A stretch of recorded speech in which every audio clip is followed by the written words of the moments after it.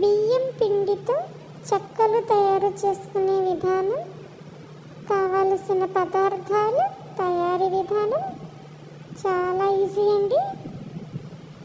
దీనికి కావాల్సినవి అల్లం పచ్చిమిరపకాయల పేస్ట్, కరివేపాకు, కొత్తిమీర, పెసరపప్పు నానబెట్టుకోవాలి. ఇలా పచ్చి శనగపప్పు దీన్ని కూడా నానబెట్టుకోవాలి. వెన్నపూస, సాల్ట్.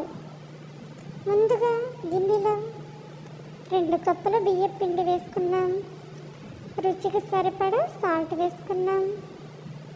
ఇప్పుడు దీంట్లో అల్లం పచ్చిమిరపకాయ పేస్ట్ 2 స్పూన్లు వేసుకుంటున్నాం. కొంచెం కరివేపాకు, కొంచెం కొత్తిమీర పిండిని చూసుకుని కలుపుకోవాలి.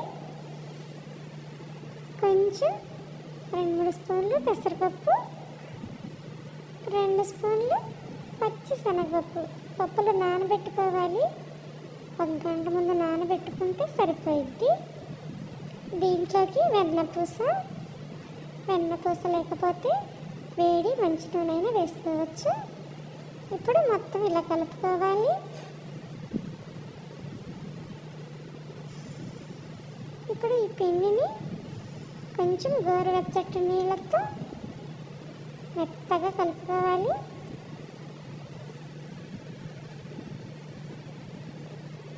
గోరువెచ్చని నీళ్ళు చేతితో ఇలా కలుపుకొని చూడండి. ఇప్పుడు మనం ఉండ చేసుకుంటే ఇలా రావాలి. ఇప్పుడు ఈ పిండి ఉండలు చేసుకుని పక్కన పెట్టుకుని పూరీ మిషన్ ఏదైనా చేసుకోవచ్చు.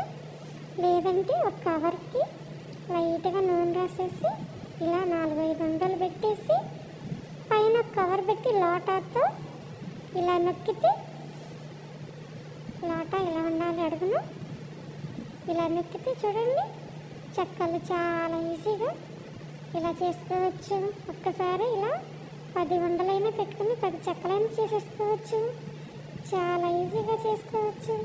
ఇప్పుడు నూనె కాగినాక నూనెలో వేసి వేయించుకుంటున్నాను. చాలా ఈజీగా చేసుకోవచ్చు. చూడండి ఇలా 2 వైపులా తిప్పుకుంటూ ఎర్రగా వేయించుకోవాలి. వెన్నపూస వేసాము కాబట్టి చెక్కలు బాగా రుచిగా ఉంటాయి. మీరు కూడా ఇంట్లో చేసి అందరికీ పెట్టండి. మిగిలిన పిండిని కూడా చూడండి ఇలా మనం చేసుకుని నూనెలో వేసి ఇలా వేయించుకుంటున్నాను. బియ్య పిండితో చెక్కలు చూసారా ఎంత చక్కగా ఉన్నాయో. మీరు కూడా ఇంట్లో చేసుకోండి, అందరికీ పెట్టండి, ఇష్టంగా తింటారు.